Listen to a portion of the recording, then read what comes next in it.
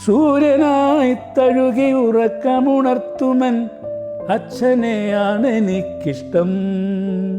ഈ ആഴ്ചക്കാഴ്ചയ്ക്ക് ഫേസ്ബുക്കിലും വാട്സാപ്പിലൊക്കെ ഭയങ്കരമായിട്ട് ഓരോന്ന് എഴുതാറുണ്ട്. അപ്പം ഫാദേഴ്സ് ഡേ വന്നിട്ട് ഒരു കാര്യം എന്നെപ്പറ്റി പറയാനില്ലല്ലേ? ഈ റെയിൽവേ ഉദ്യോഗസ്ഥനായോണ്ട് സംസാരിക്കുന്നു ഉറക്കണം. യെസ് 120 വിട്ടു, ഓക്കെ. തിക്കുറിശ്ശേൻ്റെ വീട്ടിൽ വന്നിട്ടാണ് പറഞ്ഞത്, ബാലേന്ദ്രൻ നിങ്ങൾ ശിവൻ്റെ മകനാണോ? ഈ ശിവൻ്റെ സൗന്ദര്യത്തിൻ്റെ പാതി നിങ്ങൾക്ക് കിട്ടിയില്ലല്ലോ എന്നോട് ചോദിച്ചാൽ എനിക്ക് ഓർമ്മയാണ്. ഡയറക്ടറായിട്ട് എനിക്ക് അകന്ന ബന്ധമുണ്ട്. അകന്ന ബന്ധം എന്ത് ബന്ധം? അവനെൻ്റെ മോനെ ഒന്നേ ഉള്ളെങ്കിലും ഒലക്ക കൊണ്ട് അടിച്ച് വളർത്തേണ്ട ഒരു പാരമ്പര്യം ഉണ്ടായിരുന്നു. കാര്യത്തിനും കാര്യമില്ലാത്തതിനൊക്കെ തല്ലും. നമസ്കാരം. ഇന്നിപ്പോൾ ഈ വീഡിയോ എടുക്കാനുള്ള കാരണം എൻ്റെ മകനാണ്. അപ്പോൾ രാവിലെ പതിവില്ലാതെ മകൻ്റെ ഫോൺ ദുബായിൽ നിന്ന്. അപ്പോൾ ഇത്ര രാവിലെ വിളിക്കാറില്ല. അപ്പം ഞാൻ എന്ത് പറ്റി പതിവില്ലാതെ രാവിലെ? അച്ഛൻ ഇന്ന് ഫാദേഴ്സ് ഡേ ആണ്. ഓഹ്, അപ്പോൾ എനിക്ക് അവകാശപ്പെട്ട ദിവസമാണെന്ന് അവൻ പറയുന്നത്. ഇപ്പം അങ്ങനെയാണല്ലോ രീതി, ഓരോ ആൾക്കാരെ ഓർക്കാനായിട്ട് ഓരോ ദിവസം വെച്ചിരിക്കുകയാണല്ലോ. ഫാദേഴ്സ് ഡേ എന്ന വാക്ക് ഇന്ന് മകൻ പറഞ്ഞെങ്കിൽ തന്നെ ഞാൻ ഈ ഇങ്ങനെയുള്ള പ്രയോഗങ്ങൾ ആദ്യമായിട്ട് അറിയുന്നത് ഒരു 32 വർഷം മുമ്പാണ് ഞാൻ ആദ്യമായിട്ട് അമേരിക്കയിൽ പോകുന്നത്. അവിടെ വെച്ച് അന്ന് ഞങ്ങളെ കൊണ്ടുപോയ സ്പോൺസർ മിസ്റ്റർ തോമസ്, അദ്ദേഹം ഇപ്പം ഇല്ല, മരിച്ചുപോയി. അദ്ദേഹം എന്നോട് പറഞ്ഞു, ഇങ്ങനെ അവിടെ ഒരു ഓൾഡ് ഏജ് ഹോമുണ്ട്, നമുക്കൊന്ന് സന്ദർശിക്കാം. അന്ന് എനിക്കൊന്ന് മദേഴ്സ് ഡേ ആയിരുന്നു തോന്നുന്നു. അപ്പോഴാണ് മദേഴ്സ് ഡേ. അപ്പോൾ എന്താണെന്ന് ചോദിച്ചു. അങ്ങനെ ഒരു രീതിയുണ്ട് ഇവിടെ. അത് ബാലേന്ദ്രന് നല്ലൊരു എക്സ്പീരിയൻസ് ആയിരിക്കും. അതിനെ കൊണ്ടുപോയി. ഞാൻ ചെന്നപ്പോഴേക്കും നല്ല പ്രായമുള്ള മദാമ്മമാർ, നല്ല സ്നോ വൈറ്റ് ഹെയറും ആണെങ്കിൽ ഭയങ്കര എലക്വൻ കളർഫുൾ വെരി ലൗഡ് കളേഴ്സുള്ള ഡ്രസ്സൊക്കെ ഇട്ട് ലിപ്സ്റ്റിക്കൊക്കെ ഇട്ട് സുന്ദരി കുട്ടികളായിട്ട് ഞങ്ങൾ ചെന്ന് ഒരു ഗേറ്റിനടുത്ത് നിന്നപ്പോഴേക്കും അതിങ്ങനെ ഓടി അടുത്തേക്ക് വന്നത് മുഖം മുഴുവൻ അവർ തുളുമ്പി നിൽക്കുകയാണ് സ്നേഹവും വാത്സല്യവും. അപ്പോൾ അവരുടെയൊക്കെ മക്കൾ കൊണ്ട് താമസിപ്പിച്ചിരിക്കുക അവിടെ ശരിക്കും പറഞ്ഞാൽ. അപ്പോൾ പുറമേ നിന്നൊരാൾ വന്നാൽ തന്നെ അവർ കാണുന്ന നമ്മുടെ സ്വന്തം കുഞ്ഞിനെ കാണുന്ന പോലെയാണ്. അങ്ങനെയാണ് ആ സ്നേഹത്തിൻ്റെ പ്രഹർഷം ഞാനെന്ന് മനസ്സിലാക്കി ഈ ദിവസങ്ങൾ കൊണ്ട്. ശരിക്കും പറഞ്ഞാൽ അച്ഛനെപ്പറ്റി വർഷത്തിലൊരിക്കലും ഒരു ദിവസം ഓർക്കുക എന്ന് പറയുന്നത് നമ്മൾ ചെയ്യേണ്ടതാണ്. ഞാനിപ്പം വർഷത്തിലൊരിക്കലൊന്നുമല്ല, ഞാൻ എൻ്റെ എല്ലാ ദിവസവും ആരംഭിക്കുമ്പോൾ ഉള്ള സ്വകാര്യമായ പ്രാർത്ഥനകളിലൊക്കെ ഞാനുമായിട്ട് ബന്ധം വരുന്ന അച്ഛനും അമ്മയെല്ലാം വന്നിട്ട് പോകും. അല്ലായിരിക്കും അത് വരുമല്ലോ, റിഫ്ലക്ഷൻസ് വരുമല്ലോ. അപ്പോൾ എനിക്ക് തോന്നി എൻ്റെ അച്ഛൻ്റെ സ്വഭാവം വെച്ചാണെങ്കിൽ, നീ ആഴ്ചക്കാഴ്ചയ്ക്ക് ഫേസ്ബുക്കിലും വാട്സാപ്പിലൊക്കെ ഭയങ്കരമായിട്ട് ഓരോന്ന് എഴുതാറുണ്ട്. അപ്പം ഫാദേഴ്സ് ഡേ വന്നിട്ട് ഒരു കാര്യം എന്നെപ്പറ്റി പറയാനില്ലല്ലേ എന്ന് അദ്ദേഹം ചോദിക്കുന്നതായിട്ട് എനിക്ക് തോന്നിയിട്ടുണ്ട്. എൻ്റെ അച്ഛനെപ്പറ്റി ഞാൻ വളരെ പ്രകടമായിട്ടൊന്നും എങ്ങും പറഞ്ഞിട്ടില്ല. പക്ഷേ എങ്കിലും പറഞ്ഞിടങ്ങളിലൊക്കെ അദ്ദേഹം സ്വല്പം ഒരു എന്താ പറയണ്ടേ, മനസ്സിനകത്ത് ആൾക്കാർക്ക് അറിയാൻ ആഗ്രഹം തോന്നിക്കുന്നൊരു ക്യാരക്ടറാണ്. എനിക്ക് തോന്നുന്നു എൻ്റെ പല കഥാപാത്രം, എൻ്റെ സിനിമയിലെ തന്നെ പല അച്ഛൻ കഥാപാത്രങ്ങളും എൻ്റെ അച്ഛൻ വന്നിട്ടുണ്ട്. പൈങ്കിളി കതിരമതി സാറിനകത്ത് എൻ്റെ അച്ഛനുണ്ട്, യാതൊരു സംശയമില്ല. പിന്നെ കൃഷ്ണഗോപാലകൃഷ്ണയിൽ എൻ്റെ അച്ഛൻ്റെ ക്യാരക്ടറുണ്ട്. അതിലും എൻ്റെ അച്ഛൻ്റെ വേറൊരു അംശം, അതായത് എന്നെപ്പോലെ ഇരിക്കണം എൻ്റെ മകൻ, അല്ലെങ്കിൽ എനിക്ക് നേടാൻ സാധിക്കാത്തത് എൻ്റെ മകനിൽ കൂടെ ഞാൻ നേടുമെന്ന് വാശി പിടിക്കുന്നൊരു അച്ഛനായിരുന്നു കൃഷ്ണ. അതുകൊണ്ടാണല്ലോ അദ്ദേഹം മകനെ പുറത്തയച്ച് പഠിപ്പിച്ചതും പിന്നീട് അവൻ കറങ്ങി തിരിഞ്ഞ് വന്നതൊക്കെ. അപ്പോൾ അതുകൊണ്ട് പിന്നെ എൻ്റെ അച്ഛൻ്റെ കഥാപാത്രങ്ങൾ വരുമ്പോൾ കുടുംബപുരാണത്തിലെ തിലകൻ്റെ കഥാപാത്രം, അതിനകത്ത് ഒരു ഘർഷണമുണ്ടല്ലോ, ഒരു ഫ്രിക്ഷൻ. അത് എൻ്റെ എന്നല്ല, എല്ലാ അച്ഛനും മകനും തമ്മിൽ ഒരു പ്രത്യേക കാലഘട്ടത്തിൽ വരും. വീട്ടിൽ രണ്ടാമതൊരു മീശ ഉണ്ടാകുക എന്ന് ഞാൻ പറയുന്നത് അച്ഛന് ശേഷം. ആ മൂക്കിന് താഴെ എപ്പോഴാണോ സ്മസ്വിശനങ്ങൾ വരുന്നത്, അതായത് രോമങ്ങൾ വളർന്നു തുടങ്ങുന്നത്, അപ്പം മുതൽ ഞാനെന്ന ഭാവം മകന് വരും. അച്ഛനുമായിട്ടൊരു ഡിഫറൻസ് ഓഫ് ഒപ്പീനിയൻ സ്വാഭാവികമാണ്. ആ ഡിഫറൻസ് ഓഫ് ഒപ്പീനിയൻ നല്ല റിസൾട്ട് ഉണ്ടാക്കിയെടുക്കുക എന്നുള്ളതാണ് അമ്മയുടെ ജോലി. അതാണ് എപ്പോഴും അച്ഛനും മകനും ഇടയ്ക്കായിട്ട് അമ്മയുടെ ഒരു കഥാപാത്രം എല്ലാ സിനിമയിലുണ്ടല്ലോ. അച്ഛനെ സമാധാനിപ്പിക്കണം, മകനെ സ്നേഹിക്കുകയും വേണം. അതൊരു സ്ഥിരം കഥാപാത്രം അമ്മയുടെ. കവിയൂർവനമ്മയൊക്കെ അത് ചെയ്ത് സ്ഥിരമായിട്ട് നമ്മുടെ മനസ്സിൽ പതിഞ്ഞ കഥാപാത്രമാണ്. അപ്പോൾ അതുകൊണ്ട് അങ്ങനെ വന്നിട്ടുണ്ട്. പക്ഷേ എനിക്ക് തോന്നുന്നത് എൻ്റെ അച്ഛനിപ്പോൾ ഓഫ്കോഴ്സ് അച്ഛൻ മരിച്ചുപോയി, വർഷങ്ങളായി. എൻ്റെ അച്ഛനിൽ നിന്ന് ഞാൻ ഒന്ന് തിരിഞ്ഞു നോക്കുമ്പോൾ എനിക്ക് തോന്നിയിട്ടുള്ള ഏറ്റവും വലിയൊരു അച്ഛനെ പറ്റിയുള്ളൊരു പഠനം എന്ന് പറയുന്നത്, അച്ഛൻ നല്ല സംഭാഷണ ചതുരനായിരുന്നു, നന്നായിട്ട് സംസാരിക്കുമായിരുന്നു. എന്ന് മാത്രമല്ല എൻ്റെ സിനിമകളിൽ ഞാൻ കൂടുതൽ ഉപയോഗിച്ചിട്ടുള്ള നർമ്മബോധമാണല്ലോ. അപ്പം ഈ സെൻസ് ഓഫ് ഹ്യൂമർ എന്നൊരു സംഗതി എനിക്ക് കിട്ടിയത് എൻ്റെ അച്ഛനിൽ നിന്നാണ് തോന്നുന്നത്, യാതൊരു സംശയമില്ല. അച്ഛൻ്റെ സെൻസ് ഓഫ് ഹ്യൂമർ ഇത്തിരി ക്ലാസ്സാണെന്ന് മാത്രമേ ഉള്ളൂ. അച്ഛൻ ഏത് കാര്യം, അപ്പോൾ ഞാൻ കുട്ടിപ്രായത്തിൽ ഞങ്ങൾ കൂട്ടുകുടുംബത്തിലൊക്കെ പോകുമ്പോൾ ഓണം അങ്ങനെയുള്ള സന്ദർഭങ്ങളൊക്കെ വരുമ്പോഴുള്ള വീട്ടിലെ അംഗങ്ങളെ കൂടുക. അങ്ങനെ ചെന്ന് കഴിഞ്ഞാൽ ഒരു മുറിയിൽ ഏറ്റവും കൂടുതൽ ആൾക്കാരുണ്ടെങ്കിൽ, ഏത് ബന്ധുജനങ്ങളുണ്ടെങ്കിൽ ഉറപ്പാണ് അവിടെ അച്ഛൻ്റെ കഥാകാലക്ഷേപം നടക്കുകയാണ്. അച്ഛൻ്റെ വർത്തമാനം കേൾക്കാനായിട്ട് ബന്ധുക്കളൊക്കെ കൂടും. സാംബശിവന് കഥാപ്രസംഗം മാതിരി അച്ഛനാണെങ്കിൽ ഈ റെയിൽവേ ഉദ്യോഗസ്ഥനായതുകൊണ്ട് സംസാരിക്കുന്ന ഉറക്കണം, ആ യെസ് 120 വിട്ടു ഓക്കെ, ഇതാണ് ആ പഞ്ചായത്ത് മുഴുവൻ കേൾക്കാം. അപ്പോൾ അച്ഛൻ ഏതെങ്കിലും ഒരു വിഷയം എടുത്തിട്ട് അതിനെ അപഗ്രഥിച്ചിട്ട് അച്ഛനെ കൊണ്ട് ആരംഭിച്ചു കഴിഞ്ഞാൽ സർവ്വ ആൾക്കാരും ആ മുറിക്കകത്ത് തള്ളി കയറും. ഹൗസ്ഫുൾ ഷോസാണ് അച്ഛൻ നടത്തിക്കൊണ്ടിരുന്നത്.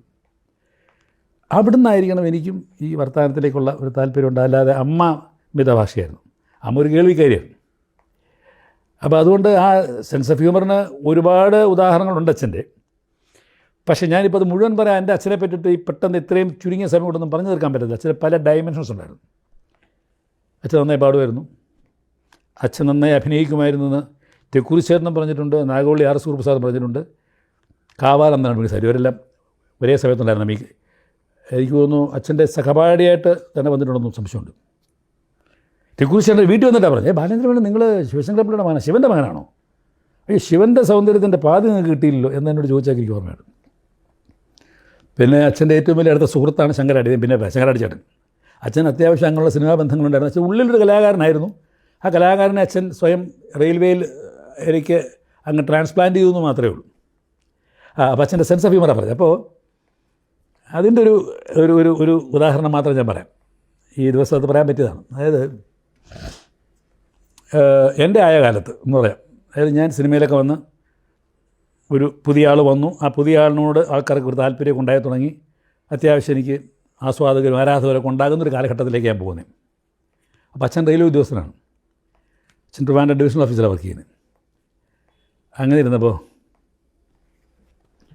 അന്ന് തിരുവനന്തപുരം സീറ്റിലുണ്ടായിരുന്ന കുറേ ചെറുപ്പക്കാർ, എൻ്റെ സിനിമകൾ ഇഷ്ടപ്പെടുന്ന ചെറുപ്പക്കാരും എൻ്റെ പേരിൽ ഒരു ഫാൻസ് അസോസിയേഷൻ എന്ന് പറയുമ്പോൾ അന്ന് വേറെ ഫാൻസ് അസോസിയേഷൻ ആർക്കും ഇല്ല, ആറായിട്ടില്ല. പിന്നെ മോഹൻലാൽ മമ്മൂട്ടിയൊക്കെ പിന്നെ വന്നാണല്ലോ, അതിന് മുമ്പേ ഞാൻ എസ്റ്റാബ്ലിഷ്ഡ് ആയല്ലോ. അപ്പോൾ എൻ്റെ പേരിലൊരു ഫാൻസ് അസോസിയേഷൻ വേണമെന്ന് അവർ തീരുമാനിച്ചിട്ട് പിന്നെ ഞാൻ അറിയുന്നത് ഇവരതിൻ്റെ പ്രവർത്തനങ്ങൾ ആരംഭിച്ച് അതിൻ്റെ ഒരു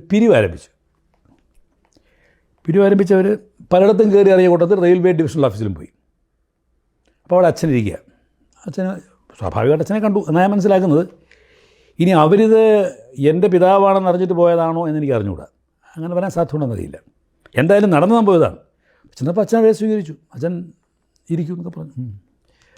അപ്പം ഔദ്യോഗികമായിട്ട് തിരക്കുള്ള സമയമാണ്. അതെന്താ വിശേഷം? ഇല്ല സാറ് ഞങ്ങളൊരു പ്രധാനപ്പെട്ട കാര്യം പറയാൻ വന്നതാണ്. എന്താണോ സാറ് സിനിമയെ കാണാറുണ്ടോ? റെയിൽവേയിലാണ് ജോലി, എപ്പോഴും സമയം കിട്ടാറില്ല. രാവിലെ വന്നാൽ വൈകുന്നേരം വീട്ടിൽ പോവുക, വളരെ അപൂർവമായിട്ടേ കാണാൻ. എന്ത് പറ്റി? അല്ല, ഞങ്ങൾ സിനിമയായിട്ട് ബന്ധപ്പെട്ടൊരു കാര്യത്തിന് വന്നതാണ്. എന്താ സിനിമയായിട്ട് എന്താ ബന്ധം? സാറിന് പിന്നെ ബാലേന്ദ്രനാണെന്ന് കേട്ടിട്ടുണ്ടോ?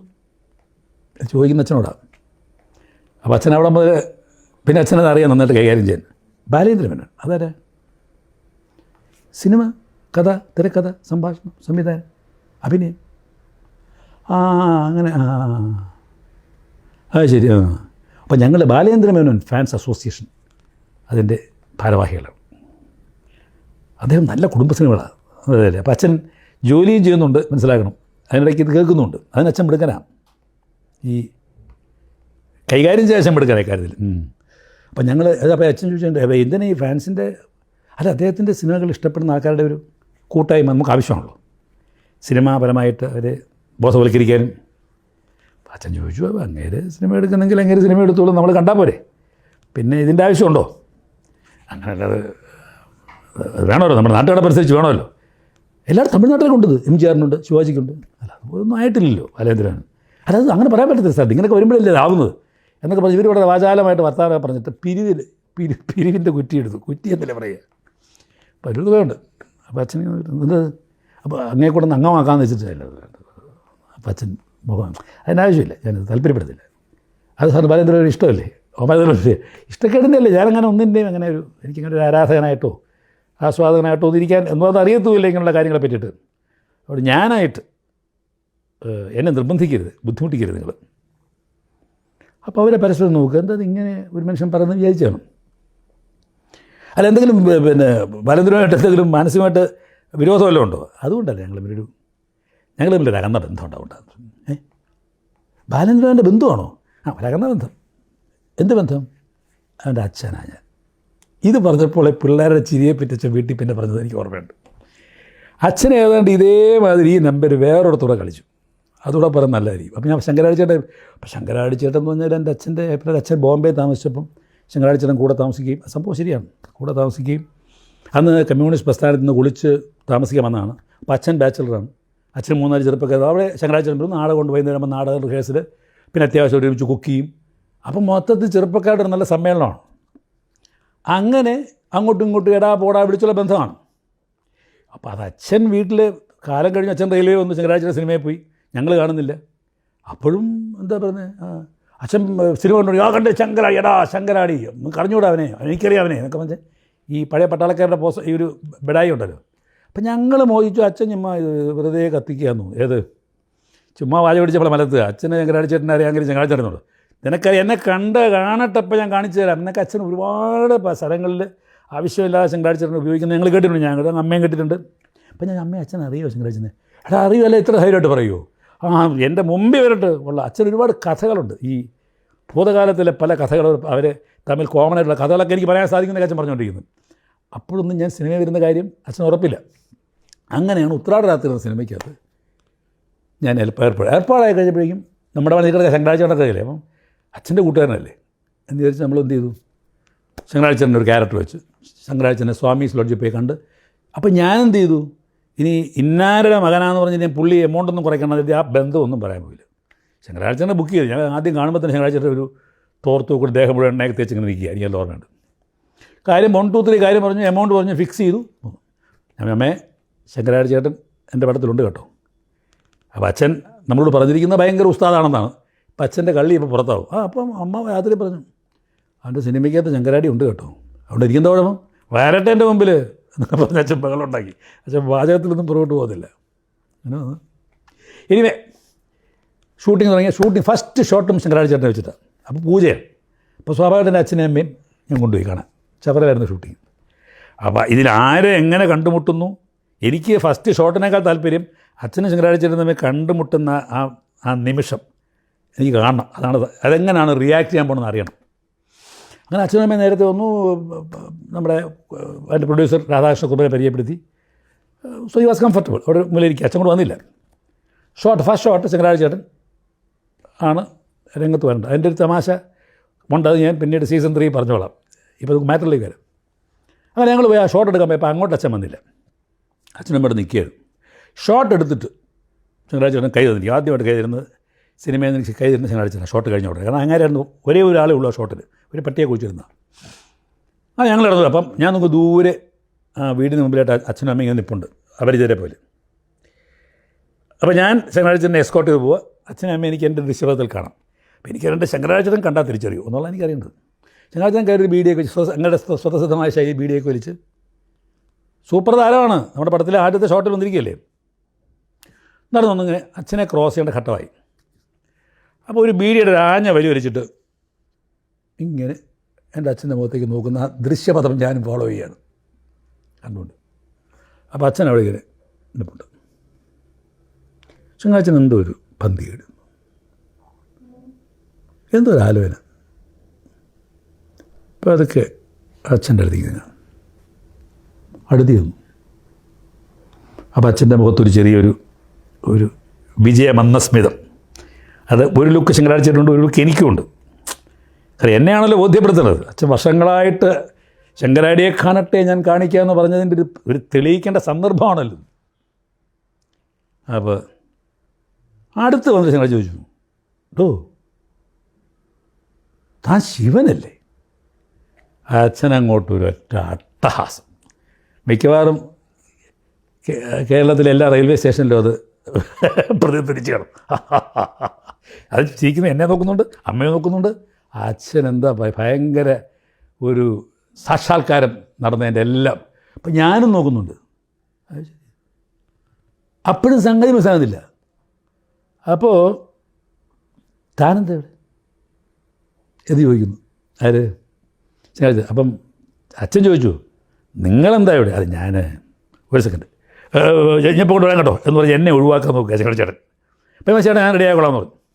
ഞാൻ കത്തിക്ക് പോയപ്പം പിന്നെ അമ്മയാണ് പറഞ്ഞത്, ഞാൻ ഈ പടത്തിൽ അഭിനയിക്കാൻ വന്ന ഒരു പുതിയ പയ്യനാണ്. മദ്രാസിൽ പത്രപ്രവർത്തനമായിട്ടൊക്കെ ജോലി ചെയ്തിട്ട് അയാൾ ആദ്യം ചെയ്യുന്ന പടമാണ്. അപ്പം എന്നോടൊന്ന് സംസാരിക്കുകയൊക്കെ ചെയ്തപ്പോൾ എനിക്ക് ഇത്തിരി ഭാവിയുള്ള പയ്യനായിട്ട് തോന്നിയപ്പോൾ പിന്നെ ഞാനങ്ങ് അഭിനയിക്കാൻ തിരിച്ച് വന്നതാണ്. അതെൻ്റെ കാര്യം. താരെന്താ അവിടെ കാര്യം? തൻ്റെ ഒരു വേണോ എൻ്റെ പ്രൊഡ്യൂസർ ബന്ധമായിട്ട്? ഇല്ല, പ്രൊഡ്യൂസർ ഉണ്ടെന്ന് എനിക്ക് ബന്ധമില്ല. പിന്നെ അല്ല, എൻ്റെ ഡയറക്ടർ ഇപ്പോൾ പറഞ്ഞില്ലേ, ഞങ്ങളുടെ പറഞ്ഞല്ലോ, ആ ഡയറക്ടറുമായിട്ട് എനിക്കൊരു അകന്ന ബന്ധമുണ്ട്. അകന്ന ബന്ധം? എന്ത് ബന്ധം? അവനെൻ്റെ മോനാണ്. ഇതായിരുന്നു അച്ഛൻ്റെ സെൻസ് ഓഫ് ഹ്യൂമർ. അത് ഈ 2 സന്ദർഭങ്ങളിലും അച്ഛൻ വെച്ച് കാച്ചിട്ടുണ്ട്. അപ്പോൾ അതുകൊണ്ട് എനിക്ക് തോന്നിയിട്ടുള്ളത് എൻ്റെ മിക്കവാറുമുള്ള എല്ലാ സിനിമകളിലെയും ഒരുപാട് അനുഭവങ്ങൾ ഈ നർമ്മം എന്ന സംഭവം വരുമ്പോൾ ഞാൻ പതുക്കെ അച്ഛനെ ഒന്ന് കൂട്ടുപിടിക്കാറുണ്ട്. അത് അച്ഛനത് നന്നായിട്ട് പ്രസൻറ്റ് ആയി. അച്ഛന് കൂട്ടത്തിൽ പറയാം, അച്ഛനിടയ്ക്ക് ഒരു വക്കീൽ പണിക്കൊക്കെ ശ്രമിച്ചതാണ്. പരീക്ഷ പോസ്റ്റലായിട്ടൊക്കെ പഠിച്ചൊക്കെ എനിക്ക് ഓർമ്മയുണ്ട്. അച്ഛൻ പൂർത്തിയാക്കിയില്ല. അതുകൊണ്ടാണെന്ന് തോന്നുന്നു ഞാൻ പിന്നീട് ഒരു വാശി പോലെ ഇത് വക്കീലിന് പഠിച്ച് പാസ്സായി എന്താ പറയുക സന്നദ്ധെടുക്കാനുള്ള കാരണം തന്നെ അച്ഛൻ്റെ പ്രേരണയാണ്. അപ്പം പിന്നെ ഞാൻ ജനിച്ചപ്പോൾ മുതലേ അറിയപ്പെട്ടിരുന്നത് സ്കൂളിൽ പഠിക്കുമ്പോഴും ഹൈസ്കൂളിൽ പഠിക്കുമ്പോഴൊക്കെ എന്നെ അറിയുന്നത് മാസ്റ്ററുടെ മകൻ എന്നാണ്. ഇന്നും എനിക്കതിൻ്റെ ഒരു അഭിമാനമുണ്ട്. അതായത് സിനിമാക്കാരനായെന്നോ അല്ലെങ്കിൽ ബാക്കിയുള്ള അംഗീകാരമൊക്കെ ഉണ്ടെങ്കിൽ തന്നെയും സ്കൂളിൽ അതെ മാസ്റ്ററുടെ മകൻ പോകുന്നു, മാസ്റ്ററുടെ മകൻ എന്ന് പറയുമ്പം ഇന്നും എനിക്ക് അഭിമാനമാണ്. മാത്രമല്ല കുട്ടിക്കാലത്ത് നമ്മൾ നിക്കറുടെ കട സമയത്ത് അച്ഛൻ്റെ കൂടെ കയ്യിൽ ഈ നമ്മൾ പിടിച്ച് നടക്കുമ്പോൾ റെയിൽവേ പ്ലാറ്റ്ഫോമിലും ട്രെയിനിലൊക്കെ പോകുമ്പോൾ എൻ്റെ ധാരണ ഈ റെയിൽവേയൊക്കെ എൻ്റെ അച്ഛൻ്റെ സ്വന്തമാണ്. എന്തൊരു സുന്ദരമായ ബാല്യമെന്ന് ഓർത്ത് പോകണം. അതുപോലെ അച്ഛൻ്റെ സഹപ്രവർത്തകരൊക്കെ അച്ഛനെ വിഷ് ചെയ്യുന്നതും വിഷ് ചെയ്യുമ്പോൾ ഞാനുണ്ടാവുമല്ലോ കൂടെ. അപ്പോൾ അവർ നോക്കുന്നതിന് ഇതാരാ? അപ്പോൾ അച്ഛൻ്റെ പ്രസൻറ്റേഷൻ ഉണ്ട്, ഇതാണ് നമ്മ പയ്യൻ എന്നാണ് പറയുന്നത്, ഇതാണ് നമ്മ പയ്യൻ എന്നുള്ള ആ പ്രയോഗവും. അപ്പോൾ അച്ഛൻ തന്നെ വേണം, യാതൊരു സംശയമില്ലാത്ത കാര്യമാണ്. ഞാൻ എപ്പോഴും പറയുന്ന കാര്യമുണ്ട്, എനിക്ക് സിനിമയിൽ വരണമെന്ന് ആഗ്രഹമൊക്കെ ഉണ്ടാകുന്നില്ല, ശരിയാണ്. അതിനുവേണ്ടി ഞാൻ വളരെ ബുദ്ധിമുട്ടിയിട്ടുണ്ട്. പക്ഷേ അച്ഛൻ ഒരിക്കലും ആഗ്രഹിച്ചിരുന്നല്ല ഞാൻ സിനിമ വരുമെന്ന്. അച്ഛൻ ആഗ്രഹിച്ചിട്ടുമില്ല. അച്ഛൻ MT സാറിനോട് പറഞ്ഞിട്ടുണ്ടല്ലോ വീട്ടിൽ വന്നപ്പോൾ. ഒരുപാട് അവസരങ്ങൾ അവനുണ്ടായിരുന്നു. അവന് നന്നായി പഠിക്കുമായിരുന്നു, എല്ലാത്തിലും ഫസ്റ്റ് ക്ലാസ്സും ഡിസ്റ്റിങ്ഷനും ഉണ്ട്. ഈ സിനിമ എന്ന് പറയുന്നൊരു ചാൻസാണ് മിസ്റ്റർ MT. ഇതിൽ പോകേണ്ട കാര്യമില്ലായിരുന്നു. അച്ഛൻ ദുഃഖിതനായിരുന്നു. അച്ഛൻ്റെ ആഗ്രഹം എന്ന് പറയുന്നത് എന്താ പറയുക, ഒരു നല്ല നിലയിലുള്ള ഒരു ഉദ്യോഗം. എന്താ പണ്ട് അമ്മൂമ്മർ പറഞ്ഞില്ലേ, പങ്കയ്ക്ക് താഴെയുള്ള ജോലി എന്നൊക്കെ പറഞ്ഞാൽ റിസ്ക് ഒന്നും വേണ്ട. പക്ഷേ ഒരു കാര്യം ഞാൻ പറയാം, ഈ ഫാദേഴ്സ് ഡേ ആയിട്ട് ഞാൻ പറയാം, ഇപ്പോൾ പല അച്ഛന്മാരും പല രീതിയിലാണ്. പക്ഷേ ഞങ്ങളുടെ തലമുറയിൽപ്പെട്ട അച്ഛന്മാർക്കെല്ലാം ഒന്നേ ഉള്ളെങ്കിലും ഒലക്ക കൊണ്ട് അടിച്ച് വളർത്തേണ്ട ഒരു പാരമ്പര്യം ഉണ്ടായിരുന്നു. ഒരുപാട് എന്നെ തല്ലിയിട്ടുണ്ട് അച്ഛൻ. തല്ലാൻ ചെറിയ കാരണം മതി, കൊടുക്കാൻ അമ്മയുണ്ട്. അപ്പോൾ ദിവസമുള്ള വൈകുന്നേരം റേഷൻ ഞാൻ വെച്ചാൽ കിടന്ന് ഉറങ്ങാനിരിക്കും, അങ്ങനെയായിരുന്നു. അപ്പോൾ അച്ഛനെന്ന് പറയുന്ന ഞാൻ ആകെ അച്ഛനെ കണ്ടിട്ടുള്ള ഒരു ചെറിയൊരു മൈനസ്, അച്ഛൻ കുട്ടിക്കാലം തന്നെ എൻ്റെ ധൈര്യം കെടുതി. ഏത് അച്ഛൻ എന്ന് വെച്ചാൽ ഭയപ്പെടേണ്ട ആളാണെന്നൊരു തോന്നലുണ്ടാക്കിയെടുത്തു. അതൊരു പ്രശ്നമാണ്. നല്ല വായ അടിച്ചുകൊണ്ടിരിക്കുമ്പോൾ എൻ്റെ അച്ഛൻ്റെ നില കണ്ടാൽ പിന്നെ നമ്മൾ ബുസ്ക്കെന്നങ്ങ് ചുരുടും. അത് വരാൻ പാടില്ല. ഇപ്പോഴത്തെ കുട്ടികളെ ഇപ്പോഴത്തെ രീതി അച്ഛനും മകനും ഒക്കെ ജസ്റ്റ് ലൈക്ക് ഫ്രണ്ട്സാണ്. അങ്ങനെ ഒരു സൗഹൃദമാണ്. എനിക്ക് അച്ഛൻ മരിക്കുന്നവരെ എനിക്ക് അച്ഛനെ ഭയം തന്നെയായിരുന്നു. ഭയം എന്ന് വെച്ചാൽ എന്താണ് പറയുക, അത് വ്യക്തമാക്കാൻ പറ്റില്ല. അച്ഛന് സ്നേഹമില്ലായ്മയൊന്നും അല്ല, എല്ലാം ഉണ്ട്.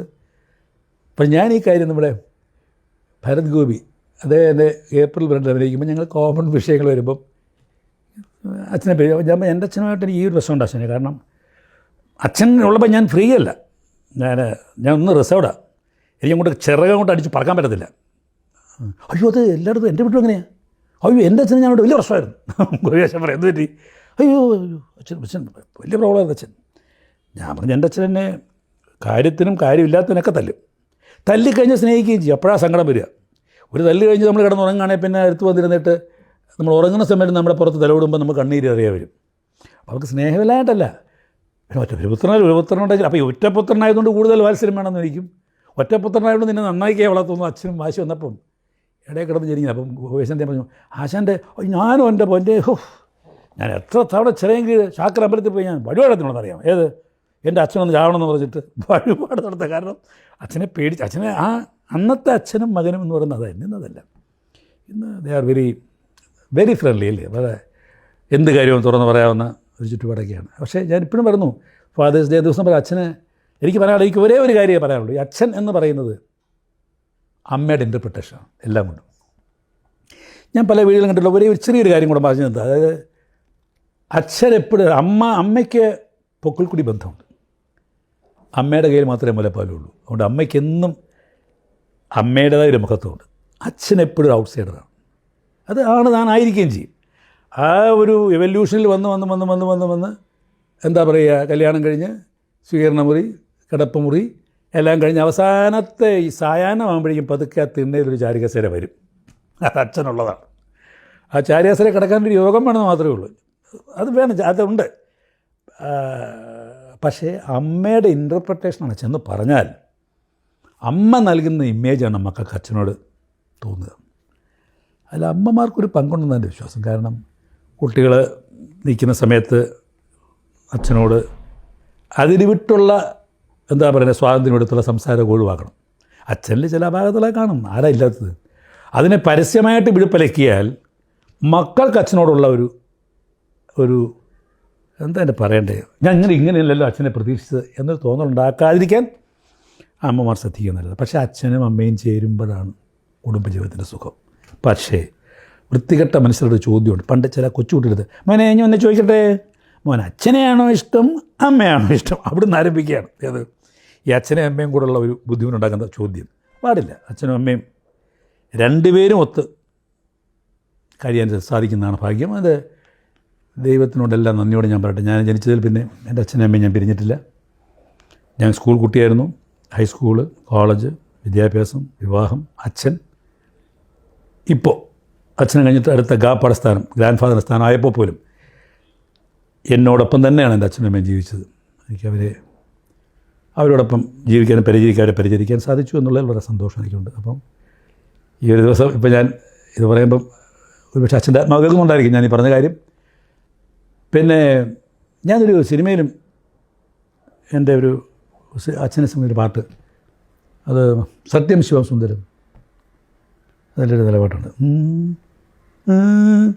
സൂര്യനായി തഴുകി ഉറക്കമുണർത്തുമൻ അച്ഛനെയാണ് എനിക്കിഷ്ടം. ഞാൻ ആ റോള് ചെയ്യുന്ന അച്ഛൻ്റെ റോള് കുഞ്ചാക്കോ ബോബനാണ് മാനായിട്ട് വരുന്നത്.